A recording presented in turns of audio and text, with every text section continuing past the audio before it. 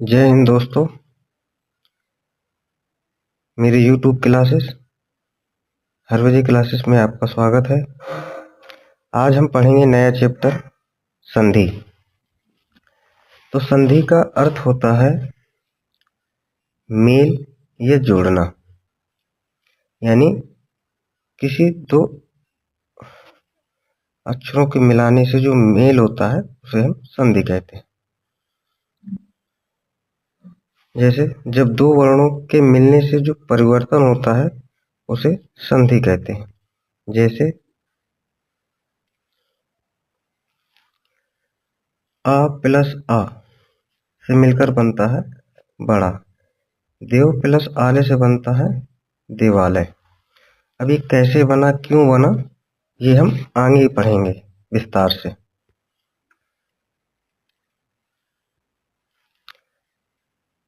संधि की परिभाषा है दो वर्णों के मेल से होने वाले परिवर्तन को संधि कहते हैं।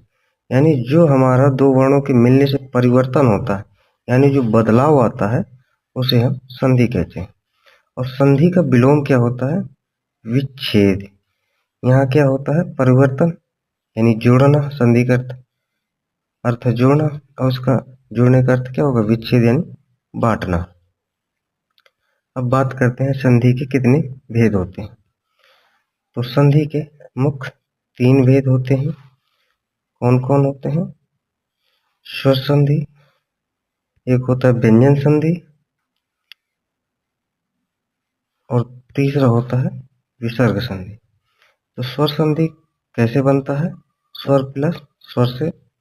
ये हम पिछली वीडियो में पढ़ा चुके हैं। वर्णमाला में आपको स्वर कौन कौन से होते हैं और व्यंजन कौन कौन से होते हैं। व्यंजन किनके मिलाने से बनता है? स्वर प्लस व्यंजन के मिलाने से व्यंजन संधि बनती है। व्यंजन और स्वर को मिलाए तो व्यंजन संधि बनती है। व्यंजन और व्यंजन को मिलाए तब भी व्यंजन संधि बनती है। अब आगे देखेंगे विसर्ग संधि। तीसरा है हमारा विसर्ग संधि। विसर्ग यानी जो ये हमारे बिंदी है प्लस अगर स्वर कर दें तो बन जाएगा विसर्ग संधि। इसी प्रकार विसर्ग संधि अयोग हुआ प्लस व्यंजन से बनता है विसर्ग संधि। अब बात करते हैं स्वर संधि कि कितने प्रकार की होती है। तो स्वर संधि हमारी 5 प्रकार की होती है। कौन कौन देखते हैं। यानी स्वर संधि, जब स्वर और स्वर के मेल से संधि होती है तो उसे स्वर संधि कहते हैं। यानी जब स्वर और प्लस स्वर बने तो हमारा क्या होगा? स्वर संधि। तो स्वर संधि के नियम कौन कौन से होते हैं?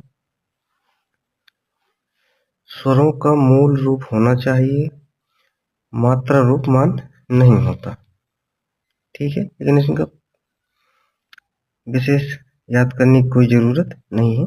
हम याद करेंगे नियम, यानी स्वर संधि के भेद। तो स्वर संधि के 5 भेद होते हैं। कौन?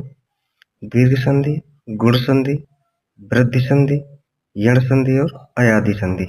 अब हम इनके पांचों विस्तार से पढ़ेंगे और यही हमारे सबसे ज्यादा इम्पोर्टेंट है संधियों में।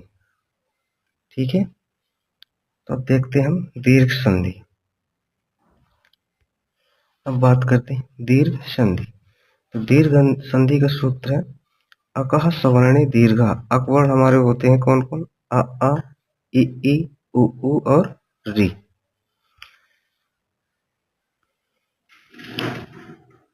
अब दीर्घ संधि का अर्थ क्या होता है? जब समान स्वर आपस में मिलते हैं तो उनका दीर्घ रूप बन जाता है। समान स्वर यानी एक जैसे वर्ण होने चाहिए।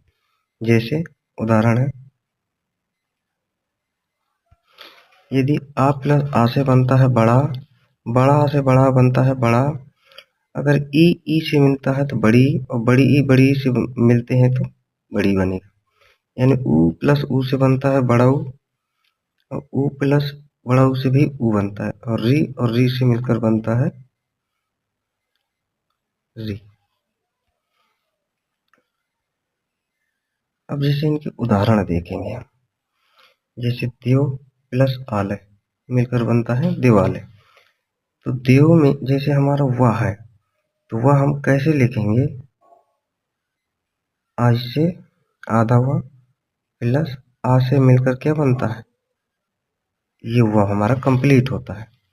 ठीक है, तो इसे वह में हमारा क्या निकल के आएगा? आ और प्लस